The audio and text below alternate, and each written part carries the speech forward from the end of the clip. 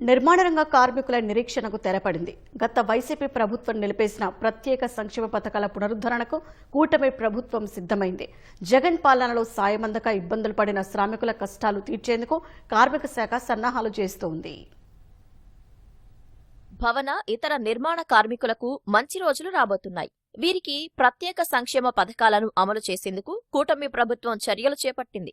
ముఖ్యమంత్రి చంద్రబాబు ఆదేశాలతో కార్మిక శాఖ దస్త్రాలను సిద్ధం చేస్తోంది. పథకాల అమలుకు కార్మిక శాఖ త్వరలో ఉత్తర్వులు జారీ చేయనుంది. గత వైసీపీ ప్రభుత్వం 5 ఏళ్ల పాటు వీరికి సంక్షేమ పథకాలను నిలిపివేసింది.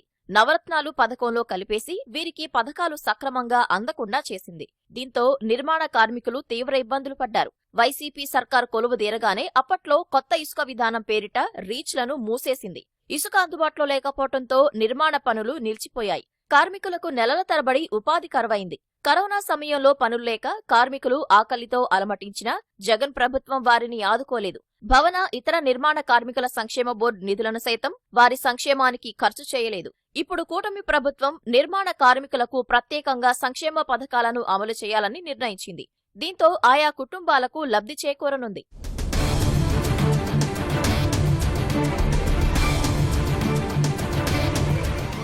రాష్ట్ర వ్యాప్తంగా భవన ఇతర నిర్మాణ కార్మికులు 40 లక్షల మందికి పైగా ఉంటారని అధికారులు అంచనా వేస్తున్నారు. సంక్షేమ బోర్డులో 19.96 లక్షల మంది నమోదయ్యారు. వీరిలో పనిచేస్తున్న వారు 19.15 లక్షల మంది ఉండగా 80,000 మందికి పైగా కార్మికులు పనిచేయలేని పరిస్థితుల్లో ఉన్నారు.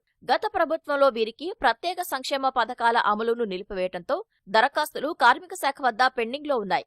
గత వైసీపీ ప్రభుత్వం కొత్త రిజిస్ట్రేషన్లను సైతం నిలిపివేసింది. కొత్తగా అనేక మంది కార్మికులు నిర్మాణ రంగంలోకి వచ్చారు. వీరికి గుర్తింపు కార్డులను ఇవ్వలేదు. బోర్డు సభ్యులు కాకపోతే సంక్షేమ పథకాలు అందే పరిస్థితి ఉండకపోవడంతో అనేక మంది ఇబ్బందులు పడ్డారు. నిర్మాణ రంగ కార్మికులకు సంక్షేమ బోర్డు నుంచి గతంలో టీడీపీ ప్రభుత్వం 2014-2019 కాలంలో 11 రకాల పథకాలను అమలు చేశారు.